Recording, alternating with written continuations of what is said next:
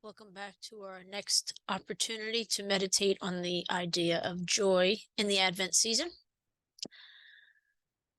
Joy does not simply happen to us. We have to choose joy and keep choosing it every day. Henry J. M. Nouwen. The hymn that I've chosen for us to contemplate today is one that you're probably very familiar with, and it's sort of a kind of a no-brainer when it comes to the concept of joy. It's hymn number 376. And so take a moment to take a deep breath and listen to those words. And even if you are so familiar with them as I am, listen to what different things they have to say to you today, in this time, in this place. Joyful, joyful, we adore thee, God of glory, Lord of love. Hearts unfold like flowers before thee, praising thee, thy Son above. Melt the clouds of sin and sadness, drive the dark of doubt away.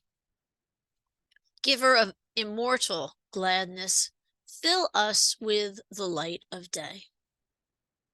All thy works with joy surround thee. Earth and heaven reflect thy rays.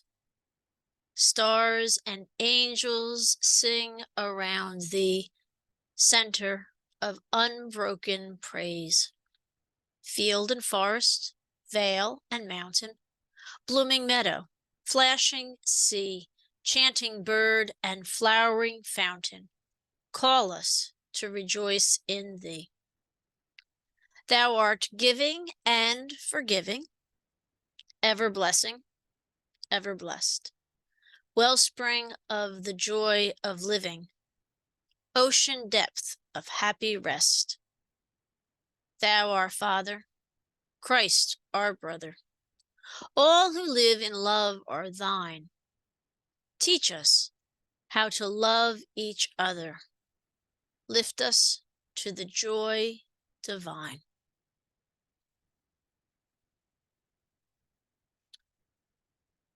The description of this particular hymn and its author that is on the website hymnary.com, I believe, describes this hymn beautifully. So I quote, Henry Van Dyke's brilliant hymn of praise has many layers that add to the beauty of his text. As hymnologist Albert Bailey writes with Van Dyke's text, creation itself cannot conceal its joy, and that joy is appreciated by God, the center of it all. Likewise, all nature fills us with joy, caused fundamentally by our recognition of God as the giver. The paragraph goes on to say, we experience joy on many levels. We witness the joy expressed by creation. We bask in the joy of God as he delights in us. We experience our own joy as we reflect on all God has done for us and through us. We have all heard this line over and over again, but it's worth repeating. We rush through life too quickly to stop and be filled with joy. We allow the phone calls we have to make, the laundry that we need to fold, the paper that we need to write, the porch that we need to fix, get in the way of simply stopping, looking around, and being filled with joy and gratitude at the word God has given us. It's a world where we have people to call, children to clothe, knowledge to express, and parties to host. And more so than anything, even when it seems to be crumbling around us, it's a world redeemed by Christ.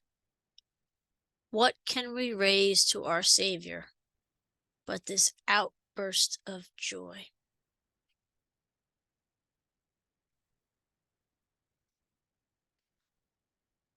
From the first letter of Peter, though you have not seen him, you love him.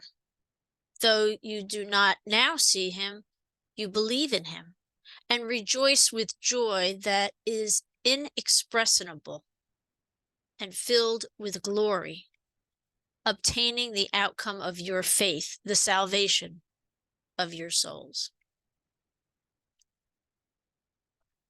So that raises up in us a lot of questions, but here's a few for you to simply ponder on.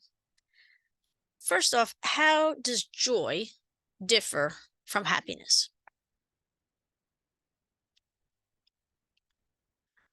Secondly, how can the idea of, quoted from the hymn, melting the cloud of sin and sadness and driving the dark of doubt away, help to make room for more joy? And finally, as it says on hymnary.com, do you take that time to stop, look around, and allow yourself to be filled with joy and gratitude? And more importantly, why don't you take the time right now to do that? What's stopping you?